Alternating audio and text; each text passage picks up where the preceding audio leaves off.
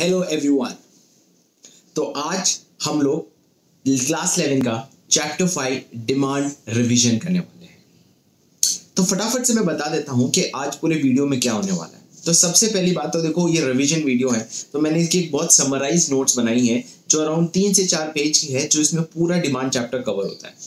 Second चीज, इसमें मैंने बहुत सारे मेमोरी टेक्निक्स दिए गए हैं जिससे डिमांड चैप्टर बहुत इजीली आपको रिवाइज हो जाएगा। और ये मेरी गारंटी है कि जैसे ही ये वीडियो खत्म हो जाएगा आपको डिमांड चैप्टर काफी इजी हो जाएगा। Right, so without wasting much time चलो शुरू करते हैं। Before watching this video, please subscribe to my channel and hit the bell icon for further updates. तो चलो स्टार्ट करते हैं। सबसे पहले इंपॉर्टेंट चीज जो अपने करने वाले हैं इसमें, दैट इज डिमांड। डिमांड क्या होता है इसके बारे में अपने डिस्कशन करने वाले हैं। तो डिमांड क्या होता है? डिमांड का मतलब होता है डिजायर। देखो, 3 चीज इंपॉर्टेंट है अगर आपको प्रोडक्ट की डिमांड। हम कब कहते हैं कि कंज्यूमर प्रोडक्ट की डिमांड कर रहा है? बिकॉज चैप्टर का नाम डिमांड है तो हमें डिमांड का मतलब समझना जरूरी है। तो 3 चीजें होनी चाहिए डिमांड के डेफिनेशन में। सबसे पहले डिजायर, इच्छा। जब तक आपके पास इच्छा नहीं होगी कोई चीज खरीदने की तो आप कोई चीज बाय नहीं करोगे, आप कोई चीज डिमांड नहीं करोगे। तो सबसे पहली चीज है कि आपके पास डिजायर होना चाहिए। चलो, आपके पास डिजायर हो गया। सेकंड होना चाहिए purchasing power. Second purchasing power का मतलब क्या कि देखो, मेरी इच्छा है मर्सिडीज खरीदने की पर मेरे पास पैसा ही नहीं है यार मर्सिडीज खरीदने के लिए, तो क्या मेरी डिमांड हो सकती है? नहीं। आपकी सिर्फ इच्छा से आपकी डिमांड नहीं हो सकती, इच्छा के साथ आपके पास परचेजिंग पावर होना चाहिए, क्योंकि जैसे ही आपका परचेजिंग पावर हो जाएगा आप डिमांड कर सकते हो, आप वो चीज खरीद सकते हो। And third is willingness to spend. Willingness का मतलब बहुत सारे जन हैं जिनके पास बहुत सारा पैसा है मर्सिडीज खरीदने के लिए पर वो खरीदते नहीं है बिकॉज उनकी खरीदने के लिए वो विलिंगनेस नहीं है, वो इच्छा नहीं है कि वो इतना पैसा स्पेंड कर सके। तो 3 चीजें की जरूरत होती है जब हम कहते हैं कि आप प्रोडक्ट की डिमांड कर रहे हो। सबसे पहले क्या होना चाहिए बच्चों? डिजायर होना चाहिए, इच्छा। सेकंड क्या होना चाहिए? आपका परचेजिंग पावर, मतलब आपके पास वो हैसियत होनी चाहिए। और थर्ड क्या बोला आपने? विलिंगनेस, इच्छा होनी चाहिए कि मैं स्पेंड कर सकता हूँ। जब 3 चीज होती है तो डिमांड का डेफिनेशन कंप्लीट हो जाता है। First is desire to buy, second is your purchasing power and third is your willingness to spend. तो अब हमने डिमांड का डेफिनेशन समझ लिया। अब हम जाते हैं डिमांड शेड्यूल क्या होता है। देखो, डिमांड शेड्यूल, देखो शेड्यूल का मतलब होता है रिलेशनशिप।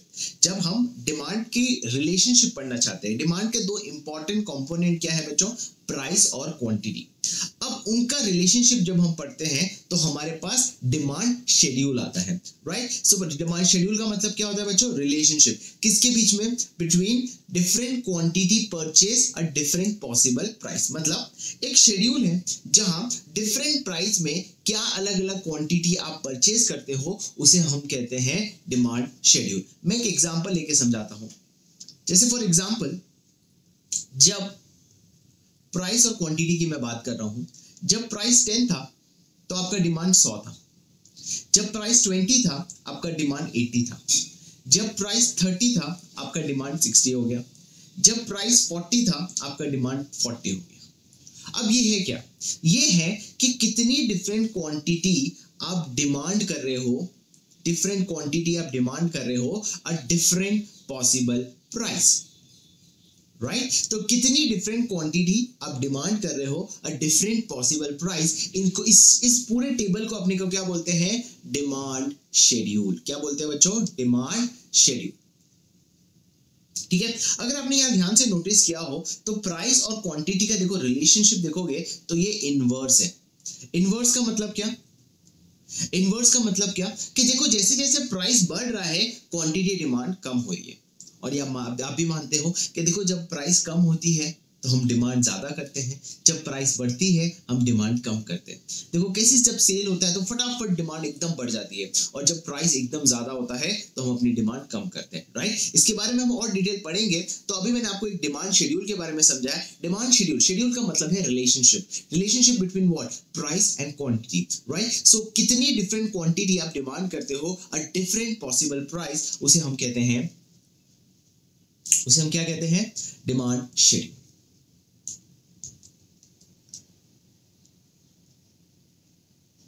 अब आगे बढ़ते हैं और डिमांड शेड्यूल पढ़ने के बाद हम डिमांड कर्व पढ़ते हैं। डिमांड कर्व कुछ नहीं है, जो आपने ये डिमांड शेड्यूल बनाया था, जो मैंने ये जो टेबल बनाया था, उस टेबल को अगर मैं ग्राफिकली प्रेजेंट करूं, उस टेबल को अगर मैंने ग्राफिकली प्रेजेंट किया तो उसे मैं कहता हूँ डिमांड कर्व। जैसे ये हमारे डायग्राम है, तो इस डायग्राम में मैंने क्या किया, मैंने जो शेड्यूल बनाया था उसको ग्राफिकली प्रेजेंट किया, उसको डायग्रामेटिक प्रेजेंट किया, तो वो क्या बन जाता है, डिमांड कर्व। तो बहुत सिंपल है, डिमांड शेड्यूल जो बेसिकली रिलेशनशिप है कि डिफरेंट क्वांटिटी आप डिमांड करते हो डिफरेंट पॉसिबल प्राइस पे, और डिमांड कर्व क्या है, उसका ग्राफिकल प्रेजेंटेशन। अब हम आगे बढ़ते हैं। हमने डिमांड पढ़ लिया। डिमांड क्या होता है बच्चों, 3 चीज याद रखना। सबसे पहले क्या है डिमांड में, डिजायर, दूसरी बात क्या है, विलिंगनेस टू स्पेंड, और तीसरी बात परचेजिंग पावर। ये 3 चीज होती है तो ही आपका प्रोडक्ट का डिमांड होता है। आगे बढ़ते हैं।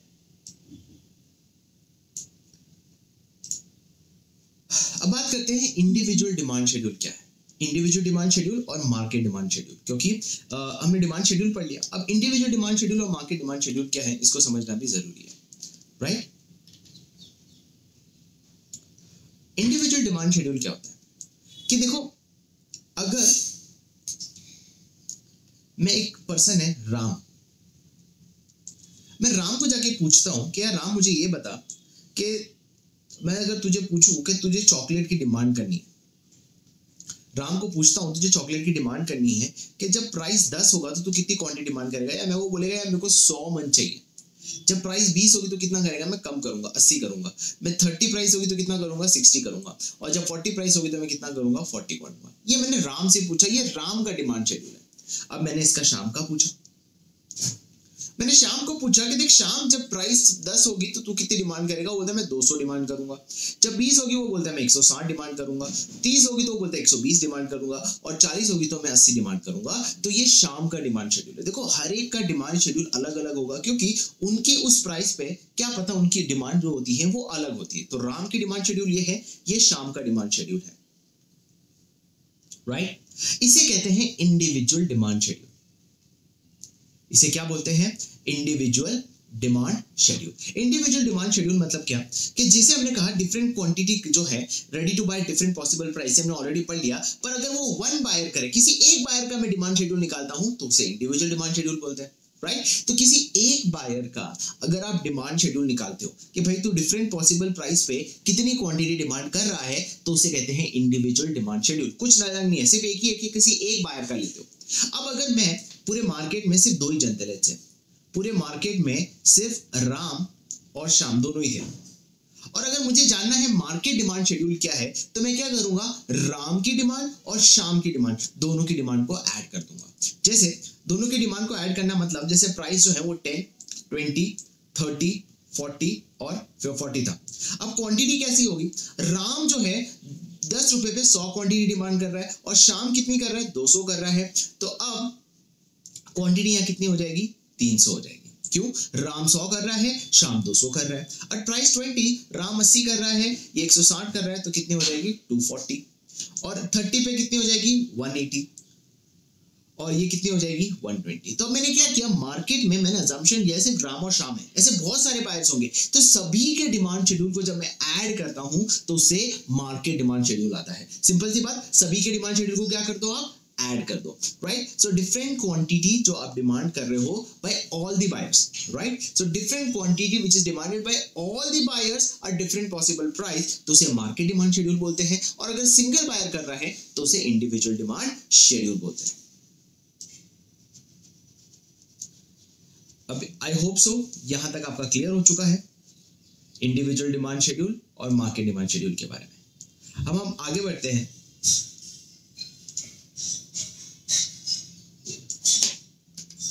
अब अगर इसी इंडिविजुअल डिमांड शेड्यूल और मार्केट डिमांड शेड्यूल को अगर मैं ग्राफिकली करूं तो कैसा बनेगा, ये इंडिविजुअल डिमांड शेड्यूल, जैसे ये राम का डिमांड शेड्यूल है, राइट। और अगर सभी बायर्स को मैं एक साथ ऐड कर दूं तो ऐसा बनेगा, राइट। ये ज्यादा इलास्टिक क्यों बना, बिकॉज यहां डिमांड ज्यादा है ना, तो डिमांड ज्यादा होगी तो ऑब्वियसली कर्व भी तो ज्यादा होगा। देखो जब प्राइस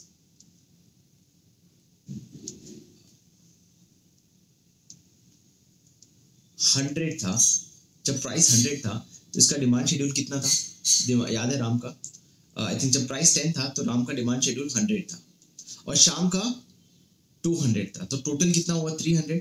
तो ये मार्केट डिमांड में कितना आएगा, जब प्राइस 10 होगा तब 300। वो ज्यादा इलास्टिक होगा, राइट। क्यों ज्यादा स्लोप होगा उसका? क्योंकि वो सभी डिमांड शेड्यूल का टोटल है, राइट। तो स्लोप डाउनवर्ड्स, अच्छा ये स्लोप डाउनवर्ड क्यों होता है? अब ये डाउनवर्ड इसलिए है बिकॉज प्राइस और डिमांड का कैसा रिलेशनशिप है? इनवर्स रिलेशनशिप है। इनवर्स रिलेशनशिप का मतलब क्या? जैसे जैसे प्राइस बढ़ती है डिमांड कम होती है, जैसे जैसे प्राइस कम होती है डिमांड बढ़ती है। जब ऐसा इनवर्स रिलेशनशिप होता है तो आपका डिमांड कर्व का डाउनवर्ड होता है स्लोपिंग। कैसा होता है? Downward sloping, because of inverse relationship. और वही चीज हुआ मार्केट डिमांड शेड्यूल क्या है? सभी डिमांड शेड्यूल का टोटल कर लो, उसको अगर मैं ग्राफिकली प्रेजेंट करूं तो ऐसा डायग्राम बनेगा, राइट। तो हमने इंडिविजुअल डिमांड शेड्यूल किया, हमने मार्केट डिमांड शेड्यूल कर लिया। अब हम पढ़ने वाले हैं द मोस्ट इंपॉर्टेंट चीज, that is law of demand. Law of demand most important चीज है और यहां से मेरा पूरा कॉन्सेप्ट शुरू होता है, that is what is law of demand. पहले हम समझते हैं। अब लॉ ऑफ डिमांड शेड्यूल में, सॉरी, लॉ ऑफ डिमांड क्या कहता है?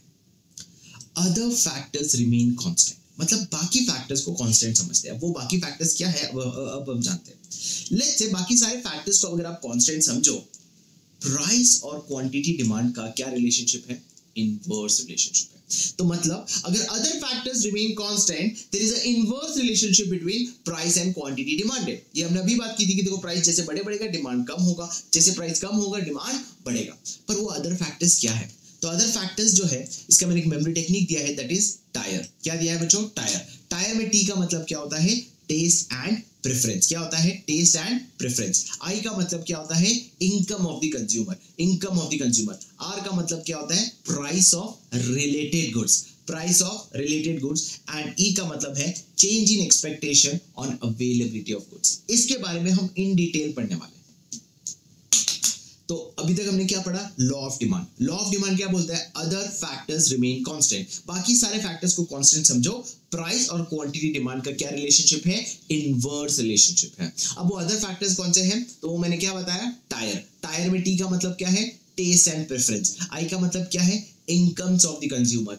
आर का मतलब क्या है? Price of related goods. और ई का मतलब है change in expectation on availability of goods. ठीक है, ये हुआ। अब हम इसको इन डिटेल समझेंगे कि सर ये टायर क्या होता है, ये प्राइस और डिमांड का कैसे इनवर्स रिलेशनशिप है, इसके बारे में अपने इन डिटेल समझते हैं।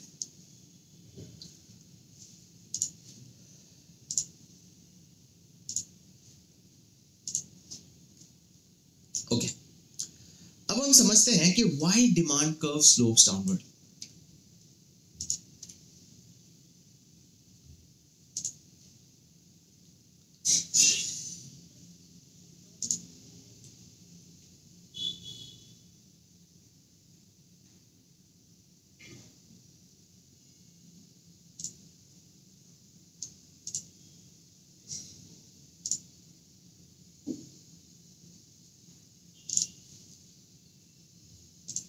ओके, तो चलो समझते हैं। अब दो देखो हेडिंग तुम्हारे सामने आ रही है, that is movement along the demand curve and shift in demand curve. ये लिखा है कि देखो अभी तक हमने ये समझा कि देखो सर डिमांड को अफेक्ट करने वाले फैक्टर्स को मैंने अगर दो में डिवाइड किया। जो चीज डिमांड को अफेक्ट करता है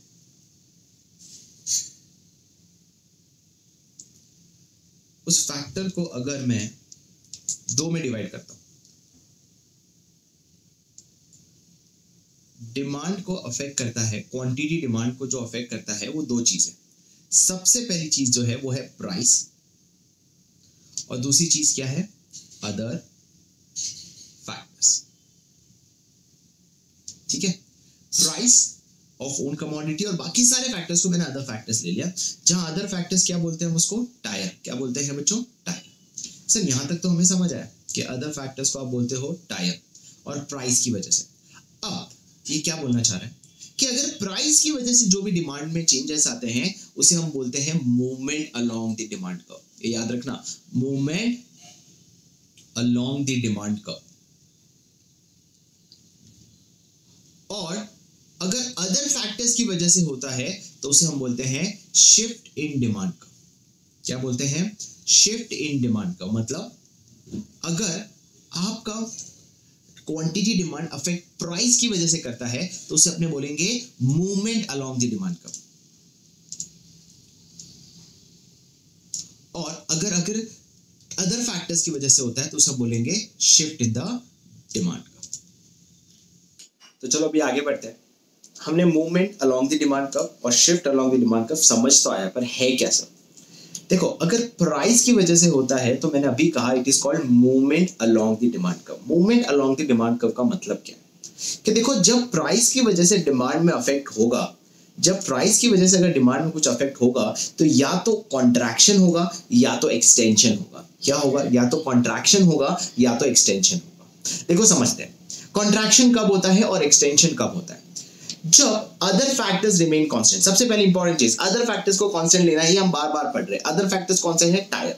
तो जब आप अदर फैक्टर्स को कांस्टेंट लेते हो, अगर if there is increase in price, तो इंक्रीज जब प्राइस होगा तो क्वांटिटी क्या होगा? डिक्रीज होगा। जब क्वांटिटी डिक्रीज होगा उसको हम डायग्रामेटिकली क्या बोलते हैं? It will leads to contraction of demand curve. क्या होगा? Contraction of demand curve. मतलब डिमांड कर्व कॉन्ट्रैक्ट कब होगा? एग्जाम में पूछते हैं डिमांड कर्व कॉन्ट्रैक्ट कब होता है? जब बाकी फैक्टर्स को कांस्टेंट समझ लो। जब प्राइस बढ़ता है तो आपका डिमांड कम होता है। जो डिमांड कम होता है उसको हम डायग्रामेटिकली क्या बोलते हैं? Contraction of demand curve. और वही चीज एक्सटेंशन को बोलते हैं जब other factors remain constant, right? So when there is decrease in price होगा तो आपका डिमांड क्या होगा? बढ़ेगा। और जब डिमांड बढ़ेगा तो ऑटोमेटिकली एक्सटेंशन ऑफ डिमांड का बोलेंगे। इसको क्या बोलेंगे? एक्सटेंशन ऑफ डिमांड का। देखो यहां बढ़ रहा है तो ये जो बढ़ता है उसको हम डायग्रामेटिकली क्या बोलते हैं? इसको एक्सटेंशन बोलते हैं। और जब प्राइस बढ़ने की वजह से हमारी क्वांटिटी कम हो जाती है तो इन दैट सिचुएशन इसको हम क्या बोलेंगे? कॉन्ट्रैक्शन।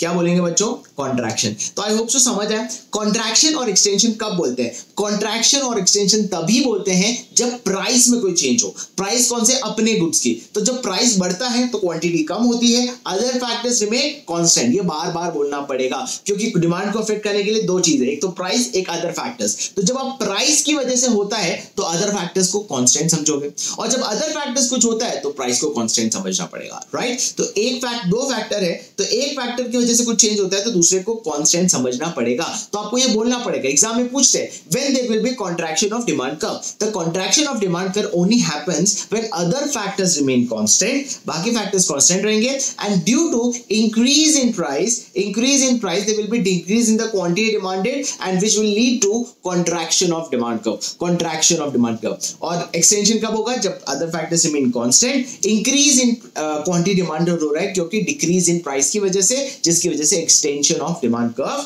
हो रहा है। ठीक है, तो ये समझ आ चुका होगा एक्सटेंशन और कॉन्ट्रैक्शन कब बोलते हैं। ध्यान रखना, गलती से भी ये मत लिख के आना कि प्राइस बढ़ने की वजह से क्वांटिटी डिक्रीज हो रही है जिसकी वजह से शिफ्ट हो रहा है। शिफ्ट नहीं, मूवमेंट होता है। और मूवमेंट क्या होता है? या तो एक्सटेंशन या तो कॉन्ट्रैक्शन। एक्सटेंशन कब होगा? जब प्राइस कम होगी, क्वांटिटी बढ़ेगी, उसे एक्सटेंशन बोलते हैं। और कॉन्ट्रैक्शन कब होता है? जब प्राइस बढ़ेगा और क्वांटिटी कम होती है तो उसे कॉन्ट्रैक्शन बोलते हैं। अब बात करते हैं शिफ्ट इन डिमांड कर्व कब होता है? शिफ्ट तभी होता है ड्यू टू अदर फैक्टर्स। और अदर फैक्टर्स में हम सबसे पहले लेंगे टेस्ट एंड प्रेफरेंस। कौन सा लेंगे बच्चों? Test and preference. अब टेस्ट एंड प्रेफरेंस की वजह से कैसे होता है इसको हम पढ़ते हैं। देखो, what you mean by test and preference? देखो, एक इंसान की डिमांड सिर्फ प्राइस की वजह से अफेक्ट नहीं करता है, बहुत सारी चीजों की वजह से अफेक्ट करता है, और उसमें से सबसे पहला है test and preference. Test and preference क्या होता है? हर इंसान की अपनी खुद की लाइक्स एंड डिसलाइक्स होती है। जैसे ट्रेंड एंड फैशन, सडनली आपके प्रोडक्ट की कुछ ट्रेंड आ गया। जैसे आजकल चाइनीज प्रोडक्ट का नहीं यूज करने का ट्रेंड है, तो प्राइस चाइनीज प्रोडक्ट का नहीं कम किया है या ना ही बढ़ाया है, पर फिर भी डिमांड को अफेक्ट किया है because of trend. Likes and dislike, you are not liking Chinese products, that is why automatically उनकी डिमांड क्या हो गई? कम हो गई। क्या प्राइस की वजह से हुआ? नहीं, अदर फैक्टर्स। और अदर फैक्टर्स में टी कौन सा है? Test and preference. सेकंड है क्लाइमेटिक एनवायरनमेंट। क्लाइमेटिक एनवायरनमेंट मतलब क्या? देखो, सडनली जब गर्मी होती है तो एसी की डिमांड बढ़ जाती है।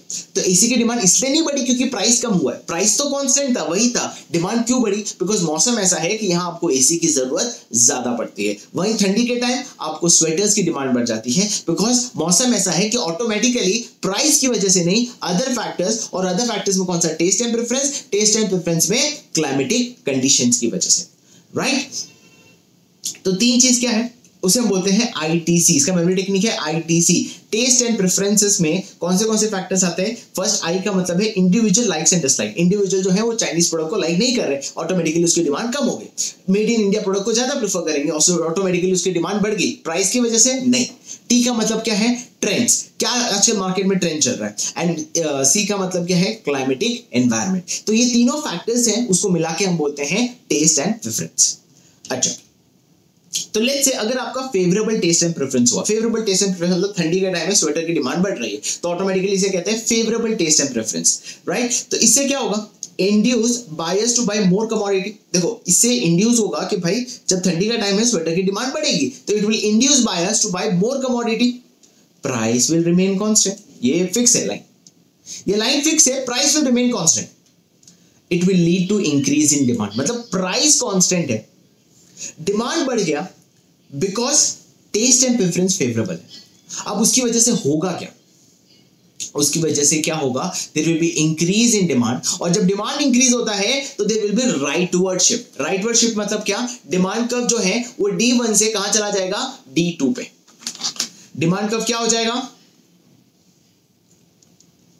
जो D1 पे था वो D2 पे चला जाएगा। अब ध्यान से सुनो, यहां क्या हुआ? शिफ्ट हुआ। वहीं प्राइस की वजह से होता तो एक्सटेंशन होता या कॉन्ट्रैक्शन होता, यहां शिफ्ट हुआ। शिफ्ट क्यों हुआ? देखो, इसके कुछ ऐसे पॉइंट्स हैं जो ऑटोमेटिकली याद हो जाते हैं। देखो, फिक्स लाइन से सबसे पहली बात क्या हुआ? फेवरेबल टेस्ट एंड प्रेफरेंस होगा। तुम्हें याद कैसे करना है? फेवरेबल टेस्ट एंड प्रेफरेंस होगा तो सोच के बताओ, बायर ज्यादा बाय करेगा या कम बाय करेगा? फेवरेबल टेस्ट एंड प्रेफरेंस से बायर ज्यादा बाय करेगा। अच्छा, प्राइस की वजह से हुआ? नहीं। सेकंड पॉइंट क्या है? Price. Price will remain constant, right. इसकी वजह से डिमांड बढ़ा तो उसकी वजह से डिमांड पे क्या इंपैक्ट होगा? शिफ्ट होगा, राइट। तो देखो, चार चीजों के बारे में तुम्हें हर एक बार लिखना पड़ेगा। सबसे पहले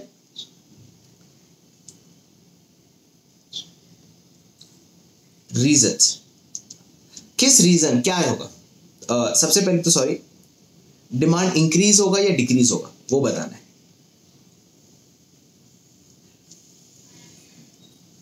सेकंड, रीजन बताना है। थर्ड, प्राइस क्या रहेगा? हमेशा हर फैक्टर में कांस्टेंट रहेगा, वो लिखना है। और चौथा क्या होगा? राइटवर्ड शिफ्ट होगा या लेफ्टवर्ड शिफ्ट होगा। बस ये 4 पॉइंट हो गया, खत्म। पहला बताओ, कुछ भी कंडीशन, जैसे फेवरेबल टेस्ट एंड प्रेफरेंस हुआ तो डिमांड क्या होगा? सर, इंक्रीज होगा। बढ़िया। रीजन क्या है? Sir, favourable test and preference है, people will buy more commodity at the same price. Price क्या रहेगा? अपनी उन कमोडिटी का कांस्टेंट रहेगा, और जिसकी वजह से डिमांड कब क्या हो जाएगा? राइटवर्ड शिफ्ट हो जाएगा। चलो, इसी का लेफ्टवर्ड शिफ्ट समझ लेते हैं। बस ये 4 पॉइंट दिया। अब इसमें कुछ और है ही नहीं कुछ।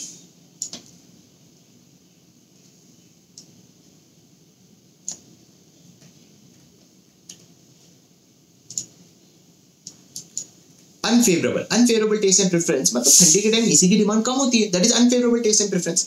अच्छा, तो डिमांड क्या होगा? अगेन वही 4 रीजन अपना। डिमांड क्या होने वाला है? कम होने वाला है। रीजन क्या?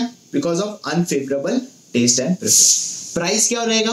कांस्टेंट रहेगा। शिफ्ट कैसा होगा? लेफ्टवर्ड शिफ्ट होगा। बस ये 4 ही पॉइंट है। मैंने क्या कहा? 4 पॉइंट खत्म। डिमांड पे क्या इंपैक्ट होगा? रीजन, प्राइस, लेफ्टवर्ड शिफ्ट या राइटवर्ड शिफ्ट। पूरा टायर चैप्टर में यही 4 चीजें लिखनी है और ऑटोमेटिकली हो गया। डायग्राम तो वही है। देखो, डायग्राम देखो क्या होगा। ओरिजिनल डिमांड कब ये था, इसलिए इसको D1 बोला मैंने। फिर लेफ्टवर्ड शिफ्ट हुआ तो D2 आ गया। क्लियर? तो आज हम यहीं तक एंड कर लेते हैं बिकॉज वीडियो काफी बड़ा हो जाएगा। तो ये पार्ट 1 हो चुका है डिमांड का। पार्ट 2 भी मैं अपलोड करने वाला हूं और जिससे पूरा डिमांड कंप्लीट हो जाएगा। प्लीज कमेंट डाउन कैसा लगा आपको ये वीडियो। प्लीज अगर आपको ये वीडियो अच्छा लगे तो प्लीज लाइक, शेयर, सब्सक्राइब और प्लीज शेयर करो यार सबको, ताकि सबको हेल्प रहे। Right? Thank you so much.